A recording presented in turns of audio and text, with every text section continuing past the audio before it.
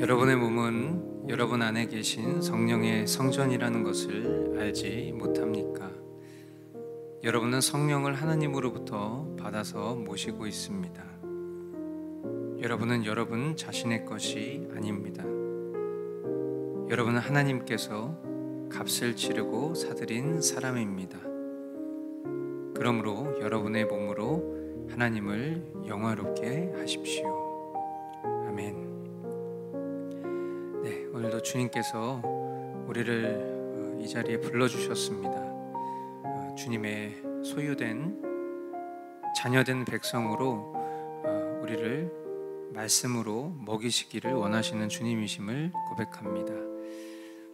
한 주간에 중간에 우리가 주의 말씀 앞에 또한 하나 되고 기도로 정렬하는 이 경건회를 통해서 우리가 하나님을 더 깊이 알고 사랑하는 그런 공동체 될 수 있기를 축복합니다.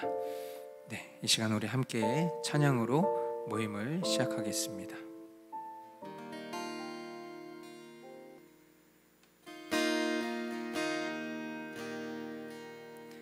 안개 속에서 주님을 보내 아무도 없을 것 같던 그곳에서 손 내미셔서 나를 붙드네 길 잃고 쓰러져 가던 그곳에서 안개 속에서 주님을 보내 아무도 없을 것 같던 그곳에서 손 내미셔서 나를 붙드네 길 잃고 쓰러져 가던 그곳에서 주 말씀하시네 내 손 잡으라고 내가 곧 길이요 진리 생명이니 그 길을 보내 주 예비하신 곳 다른 길로 돌아서지 않으리 예수의 길 그 좁은 길 나는 건네 주 손잡고 그 무엇도 두렵지 않네 주님 주신 약속 내게 있으니 세상의 길 그 험한 길 승리하네 성령으로 그 무엇도 바라지 않네 저 하늘에 내 소망 있으니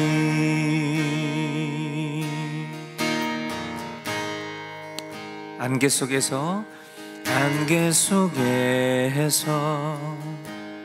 주님을 보내 아무도 없을 것 같던 그곳에서 손 내미셔서 나를 붙드네 길 잃고 쓰러져 가던 그곳에서 주 말씀하시네 내 손 잡으라고 내가 곧 길이요 진리 생명이니 나 그 길을 보내 주 예비하신 곳 다른 길로 돌아서지 않으리 예수의 길 그 좁은 길 나는 건네 주 손잡고 그 무엇도 두렵지 않네 주님 주신 약속 내게 있으니 세상의 길 그 험한 길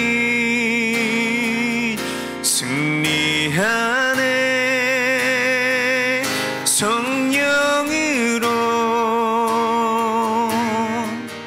그 무엇도 바라지 않네 저 하늘에 내 소망 있으니 그 무엇도 두렵지 않네 그 무엇도 두렵지 않네 주님 주신 약속 내게 있으니 세상의 길 그 험한 길 승리하네 성령으로 그 무엇도 바라지 않네 저 하늘에 내 소망 있으니 저 하늘에 내 소망 있으니 저 하늘에 내 소망 있으니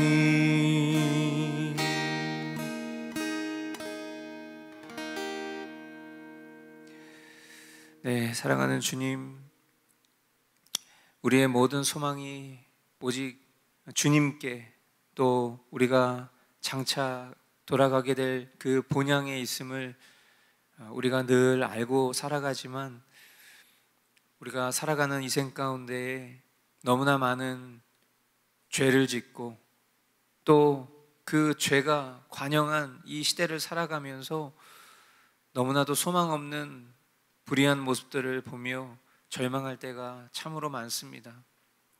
오늘 우리의 심령 가운데 주님이 주시는 참된 위로와 평강을 경험하기를 원하오나 하나님 우리가 번민에 사로잡혀서 그 주님의 완전한 그 평안을 온전히 누리며 살아가지 못할 순간들을 하나님 일깨우시고 또 주님 안에서 우리가 진정 주님과 교통함으로 얻어지는 참된 진리와 그로 인한 안식을 깊이 경험하는 시간 될 수 있도록 우리 안에 지성소 삼으셔서 내주하시는 그 주님과의 친밀한 교통을 끊지 않을 수 있도록 인도하여 주시옵소서. 그렇게 행하실 우리 주님만 기대하옵고 존귀하신 예수님의 이름으로 기도합니다. 아멘. 네, 우리 각자 가정에서 우리 서로 문안 인사 나누도록 하겠습니다.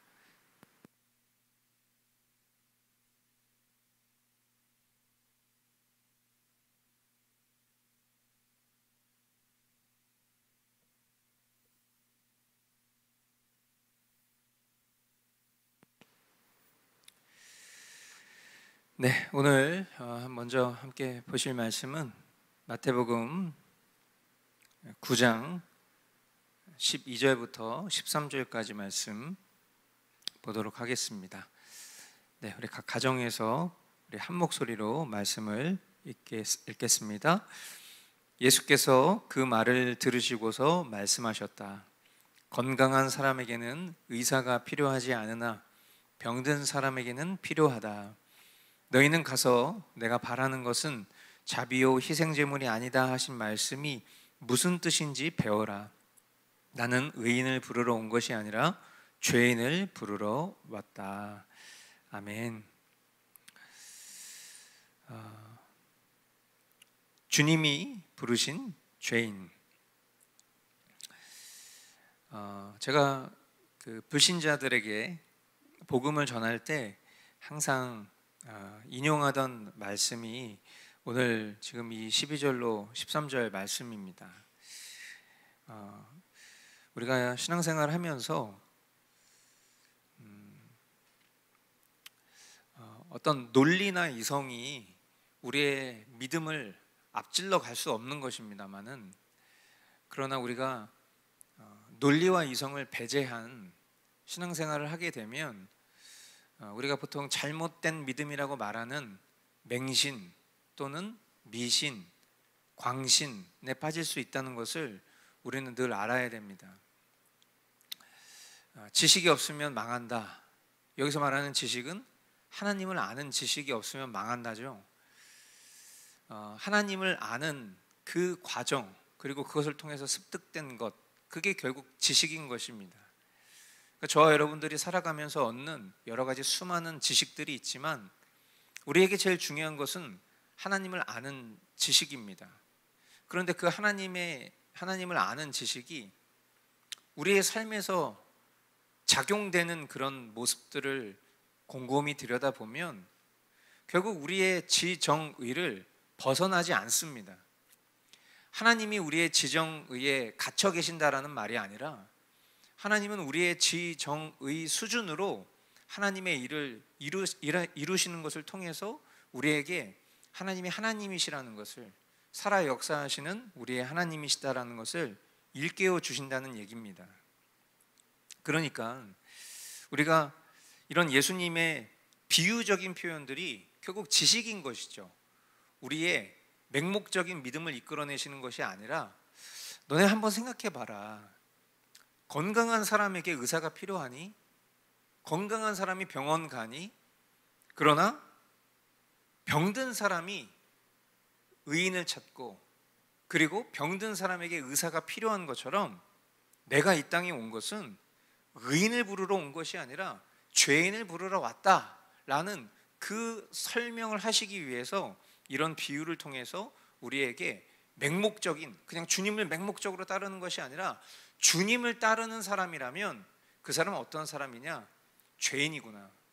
죄인에게 예수님이 필요하신 거구나 라는 것을 지식적으로 깨닫게 해 주시기 위해서 이런 비유적인 말씀도 우리에게 주셨다라는 것이죠.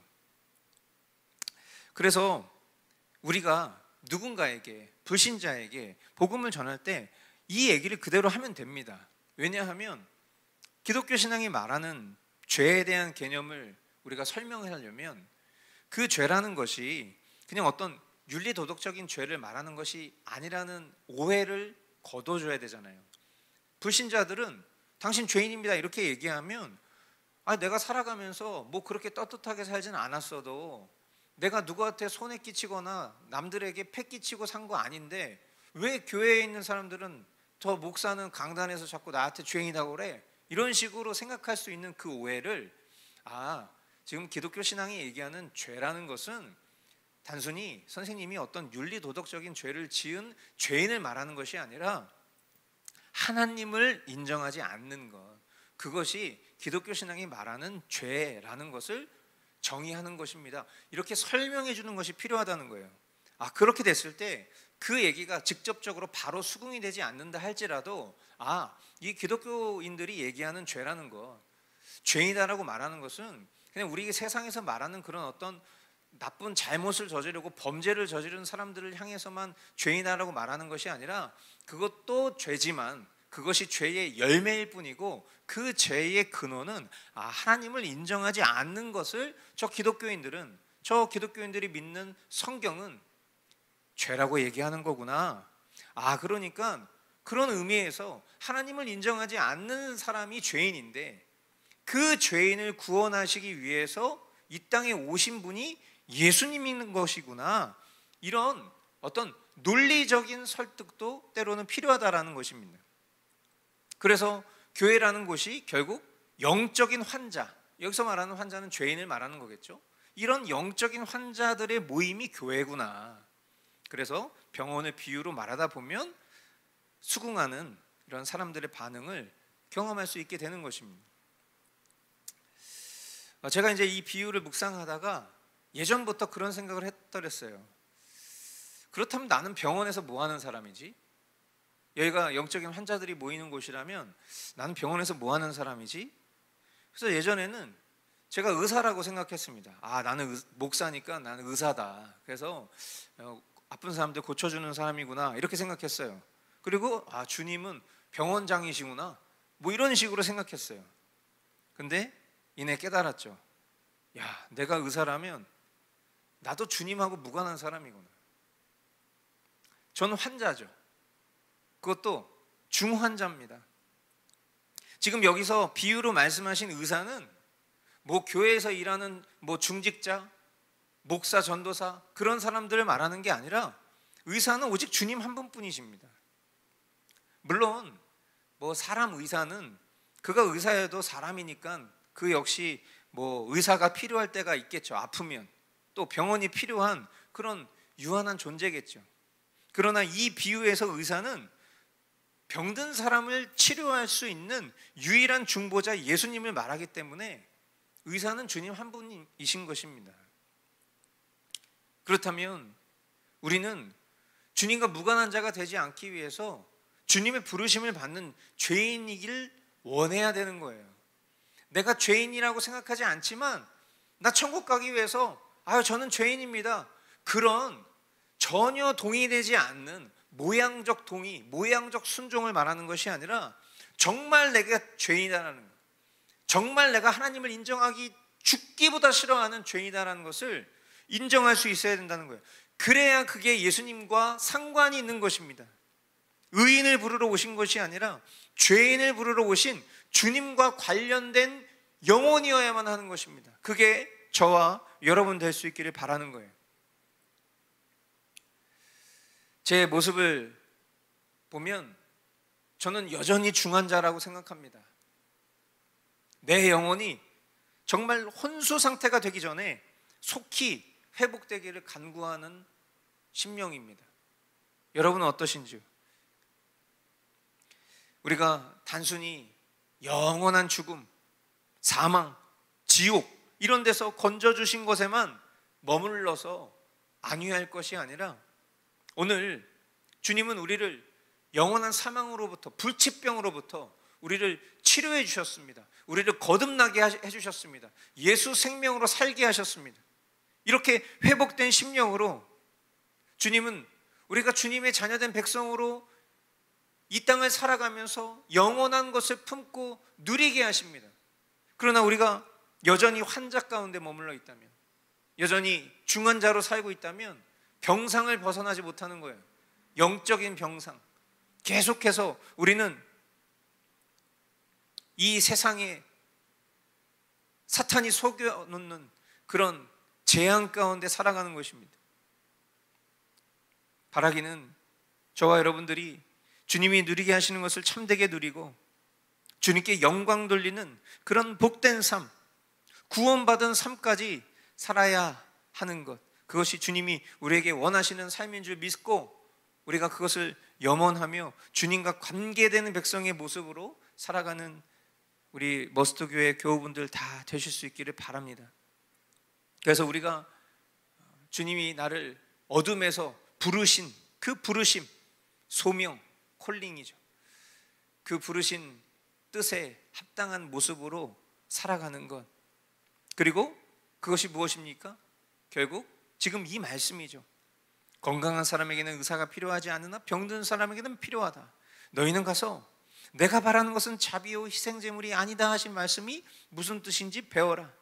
나는 의인을 부르러 온 것이 아니라 죄인을 부르러 왔다라는 이 예수님의 복음을 전하는 그런 복된 삶, 그런 부르심에 합당한 삶 살아가는 저와 여러분들 될 수 있기를 주님의 이름으로 축복합니다.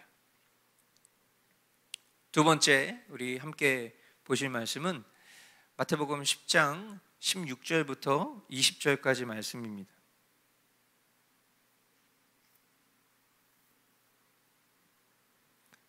같이 읽겠습니다. 보아라, 내가 너희를 내보내는 것이 마치 양을 이리떼 가운데로 보내는 것과 같다. 그러므로 너희는 뱀과 같이 슬기롭고 비둘기와 같이 순진해져라. 사람들을 조심하여라. 그들이 너희를 법정에 넘겨주고 그들의 회당에서 매질을 할 것이다. 또 너희는 나 때문에 총독들과 임금들 앞에 끌려나가서 그들과 이방 사람 앞에서 증언할 것이다. 사람들이 너희를 관가에 넘겨줄 때에 어떻게 말할까 또는 무엇을 말할까 하고 걱정하지 말아라. 너희가 무슨 말을 해야 할지 그때의 지시를 받을 것이다. 말하는 이는 너희가 아니라 너희 안에서 말씀하시는 아버지의 영이시다. 아멘. 이 말씀은 예수님의 제자들이 예수님 때문에 받게 될 박해에 대한 말씀입니다. 이것은 과거 완료의 말씀일 수도 있고요, 현재 진행형의 말씀일 수도 있고 미래형의 말씀일 수도 있겠습니다. 분명한 것은 우리 초기 기독교 역사로부터 지금 2000여 년이 흐른 지금 이 순간까지도 지구촌 곳곳에서는 이 예수님 이름 때문에 박해를 받는 일들이 벌어지고 있다는 것을 우리는 세상 소식을 통해서도 또 기도의 소식을 통해서도 우리는 자주 접하죠. 지금 우리가 살아가고 있는 이 대한민국 땅에서 저와 여러분들이 예수 이름을 당당하게 앞세우고 또 그렇게 종교의 자유를 누리며 살아갈 수 있는 것도 굉장히 복된 일이나, 그러나 그런 날도 참 머지 않았다라는 것을 지금 우리가 살고 있는 이 시점에 느끼게 됩니다. 작년 12월에 대통령의 비상계엄이 있었고, 그리고 올해 6월 조기 대선을 통해서 정권이 바뀌었습니다. 이번 한 주, 지금 9월 10일 수요일이죠. 우리나라 검찰청 또 기획재정부 사실상 해체 수순을 밟게 되었습니다.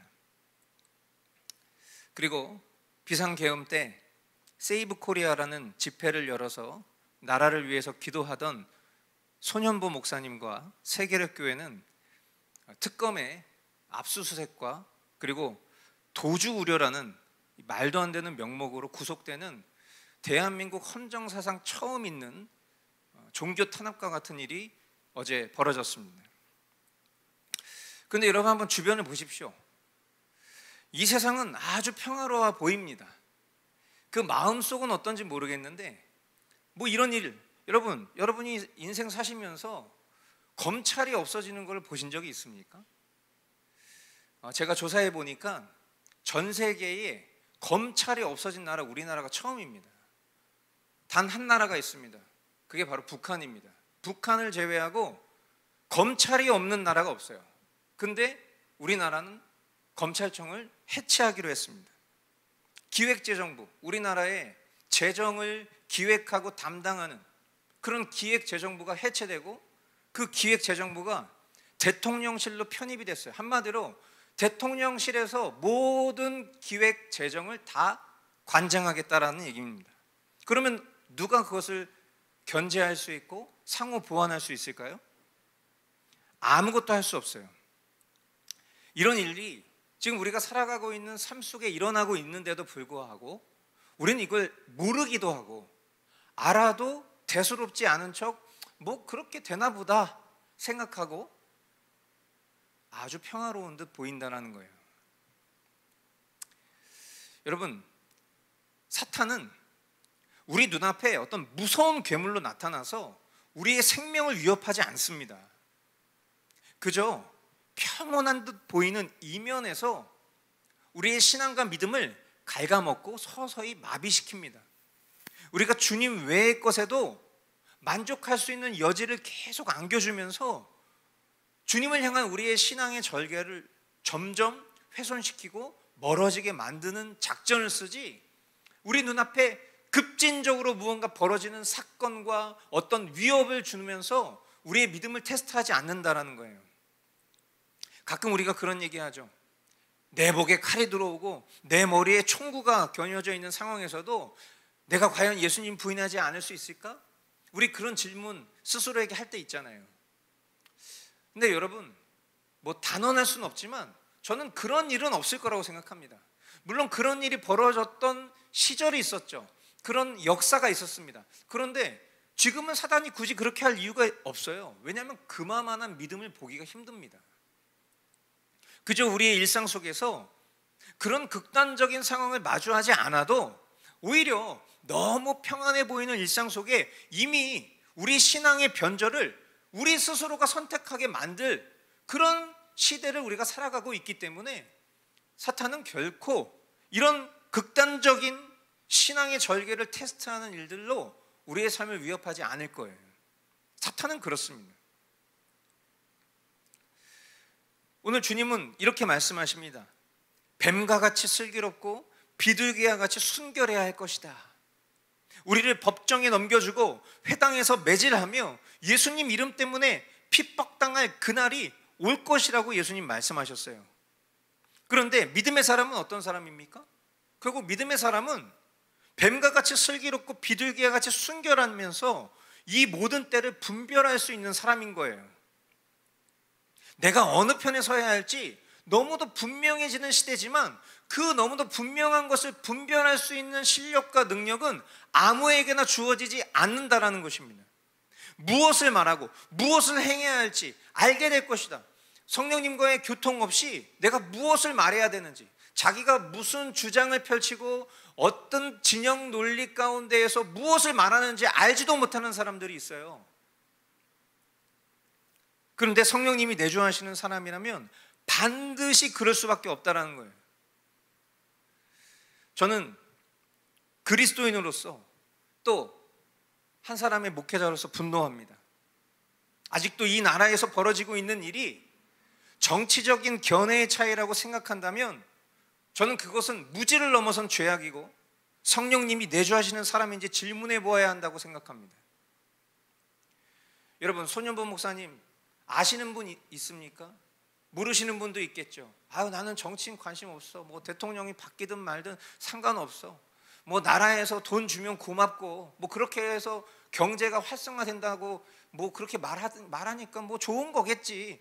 여러분, 이렇게 생각하시며 살아가는 분들이 있다면 죄송한 얘기인데 그거는 무지를 넘어선 죄악이고 성령님이 내주하시는 사람인지 질문해 봐야 된다고 생각해요. 여러분, 대한민국 역사상 이렇게 교회를 압수수색하고, 아니 성도가 수천 명이나 되는 교회의 목사가 도주할 우려가 뭐가 있습니까? 그런데 아동 성폭행범은 도주 염려가 없다고 풀어주는 나라가 우리나라예요. 근데 5천 명 넘는 성도를 갖고 있는 교회의 목사님, 주일날 설교해야 되는 목사님인데 도주의 우려가 있다고 그 목사님을 이렇게, 저는 이 일은 저에게도 일어날 수 있는 일이라고 생각합니다. 그리고 세계력 교회에 벌어진 압수수색은 우리 머스트 교회에도 일어날 수 있는 일이라는 것을 우리가 명심해야 된다고 생각해요. 성령님께서 우리의 심령을 일깨워 주시길 바라요. 뭐 대단하게 많은 것을 안들 뭐 바뀔 게 뭐가 있어요, 목사님. 마음만 어지러울 뿐이죠. 그냥 기도해야죠. 주님이 하실 것을 기대하고 그냥 우리가 할 수 있는 일은 기도하는 것 뿐이죠. 너무 그렇게 연연하지 마세요. 너무 그렇게 힘들어하지 마세요. 목사님 하나 힘들어한다고 이 세상이 바뀝니까? 주님 오셔야 바뀌죠. 이렇게 얘기하시는 분들이 참 많은데 여러분, 한번 곰곰이 생각해 보십시오.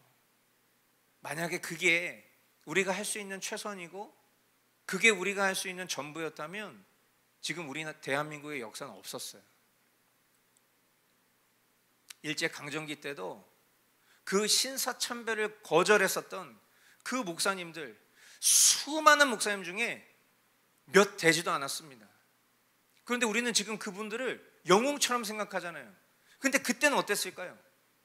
대부분의 많은 한국을 대표하는 교단의 목사님들이 아유 손양원 목사 너무 그렇게 하지 마.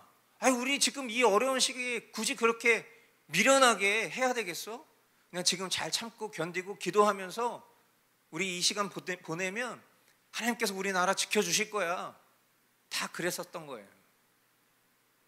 우리나라 6.25 전쟁 거치고 지금 우리 부모님 세대들 갓난아이 때 지금 이 나라 이 모습까지 오기까지 얼마나 많은 수많은 그런 우리 선조들의 피와 땀이 있었습니까?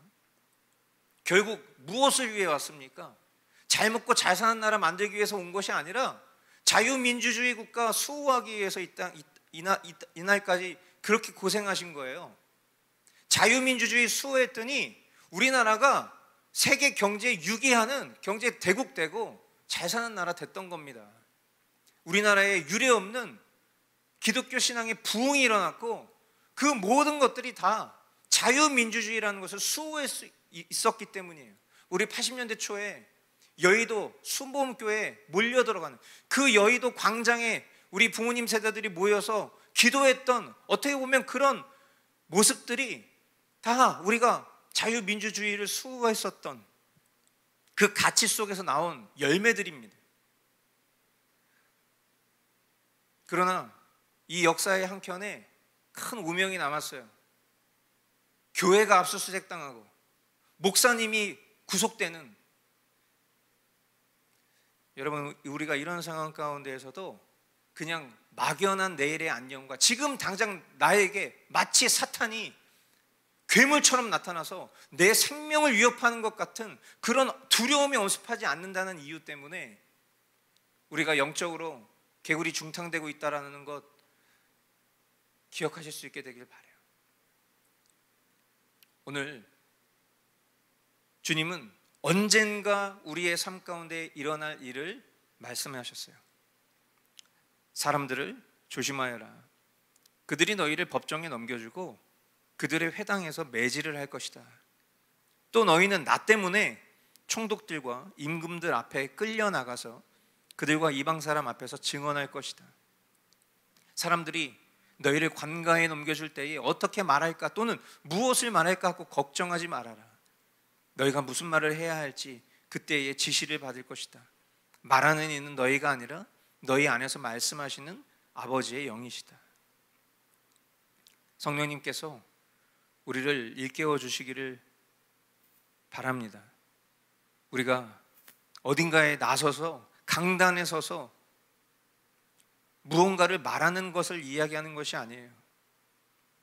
우리가 평생 일생을 살아가면서 내가 살아가는 삶 속에서 내가 무슨 신앙의 고백을 할 것이냐, 그리고 그 신앙의 고백의 실제가 어떤 행동으로 드러나는 것인가, 그것을 우리 안에 계신 성령께서 깨닫게 하시고 또 그것을 고백해 하실 것을 기대합니다. 이 시간 오늘 우리에게 허락하신 말씀 붙잡고 같이 기도하도록 하겠습니다.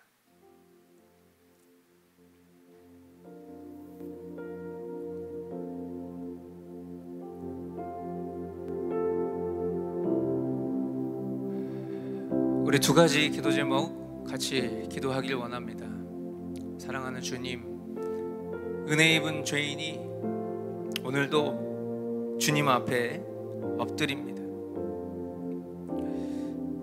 우리의 옛 자아의 습관을 긍휼로 꺾으시고 거듭난 새 자아의 심령으로 살아갈 수 있도록 인도하여 주십시오. 죄인을 위해 이 땅에 오신 그 예수님의 심령으로 살아가는 우리 될 수 있기를 같이 기도하기를 원하고요. 두 번째, 성령님 우리를 깨워주십시오. 분별케 하여 주시고 또 담대케 하게 하시고 말해야 할 바를 밝히 알아 그 속에 행할 말씀 주시고, 또한 우리가 멈출 때에는 우리의 마음을 온전히 지킬 수 있도록 인도하여 주옵소서. 우리 시간 오늘 허락하신 말씀 기억하면서 같이 기도하도록 하겠습니다. 기도하겠습니다.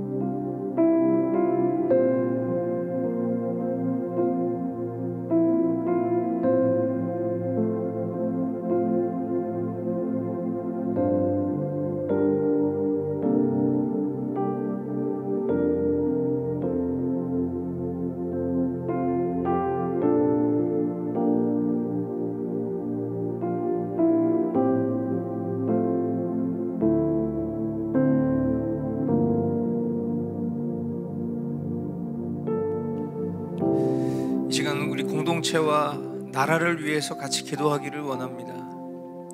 주님, 이 나라를 긍휼히 여겨 주시옵소서.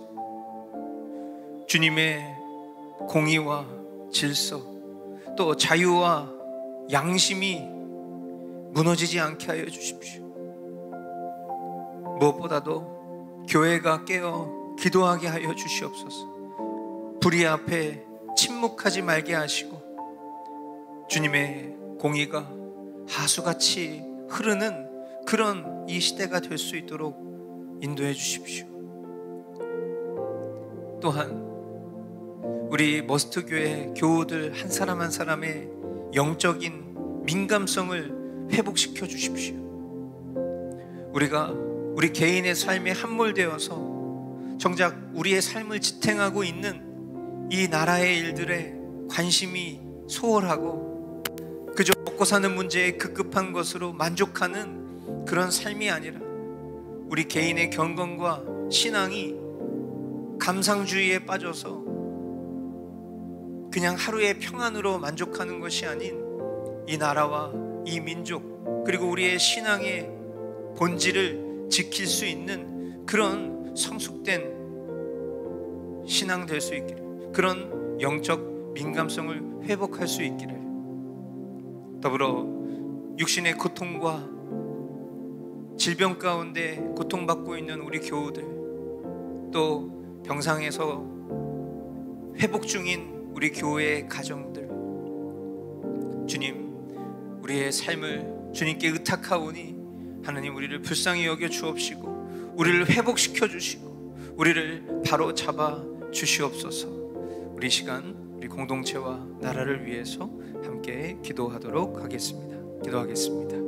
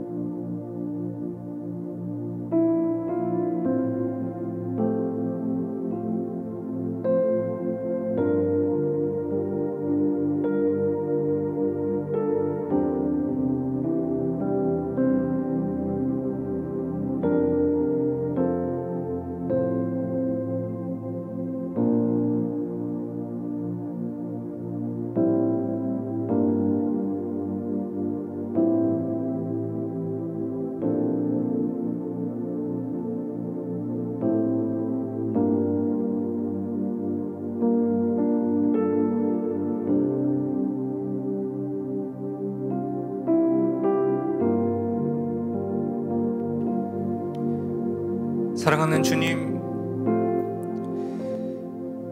우리는 은혜 입은 죄인임을 고백합니다. 이미 주님께 말로 형용할 수 없는 은혜를 입었습니다. 그러나 여전히 죄인된 옛 자아에 이끌려 우리의 영과 육이 피로한 존재로 살고 있는 그런 비참한 존재임을 또한 고백합니다. 이런 우리를 긍휼히 여기셔서 소망의 길로, 의의 길로, 생명의 길로 놓치지 않고 인도해 주시옵소서. 이 나라를 긍휼히 여겨 주옵소서. 하루아침에 이 나라의 사법기관이 사라지고 행정기관이 사라졌습니다. 교회가 압수수색을 당하고 목회자가 넘겨졌습니다. 그런데 여전히 교회에서 정치 이야기하지 말라고, 목회자가 정치 이야기하지 말라고만 앵무새처럼 외치며 정작 각자는 잘 먹고 잘 삽니다. 우리가 결과를 마주하게 될 그날은 아무것도 찾을 것이 없는 절망일 것입니다. 깨어있는다 라는 표현이 무슨 의미인지 우리 교우들 모두가 깨달을 수 있도록 인도하여 주시옵소서. 현실을 자각하고 신자로서 오늘 어떻게 살아야 할지 일깨워 주시옵소서. 뱀과 같이 지혜롭고 비둘기와 같이 순결하라는 이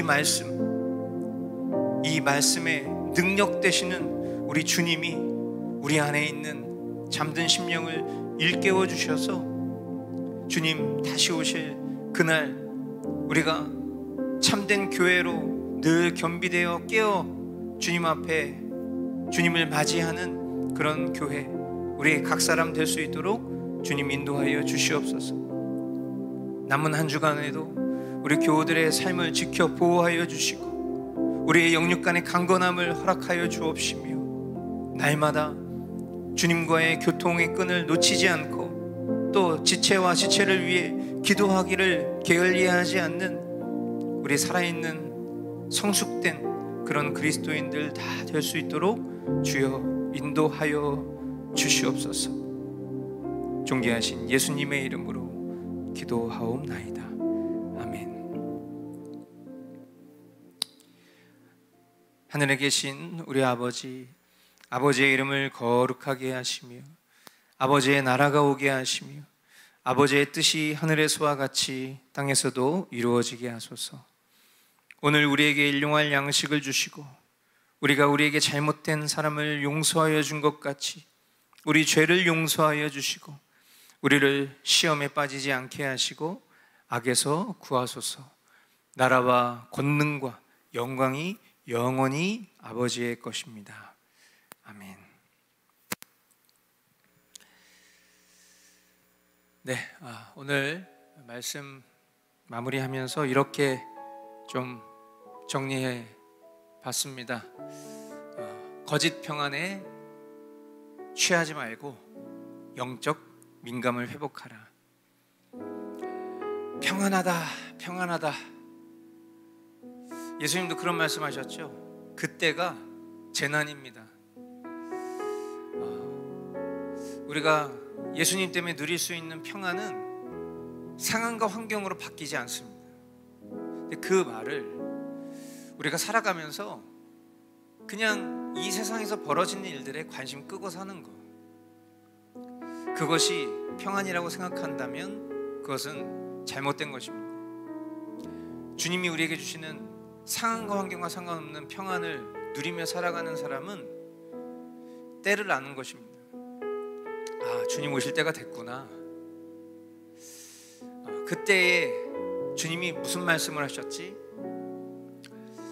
어쩌면 속히 오신다고 말씀하신 그 주님의 말씀은 우리가 살아가는 당대일지도 모르겠습니다. 만약에 그렇다면 그때에 우리가 잠든 신부가 아닌 깨어있는 신부여야겠죠. 오늘 말씀과 기도로 그 주님, 우리 안에 내주하시는 성령께서 일깨우시는 그런 복을 여러분들이 누리실 수 있게 되기를 바라고, 또 우리가 이렇게 마음껏 하나님의 말씀을 나눌 수 있는 이런 기회가 얼마나 풍요롭고 감사한 것인지를 또한 오늘 다시 한번 여러분들 주님 앞에 깊은 감사를 올려드리실 수 있게 되길 바랍니다. 네, 한 주간도 주님 안에서 승리하시고 우리 주일날 뵙도록 하겠습니다. 예, 주님이 하셨습니다.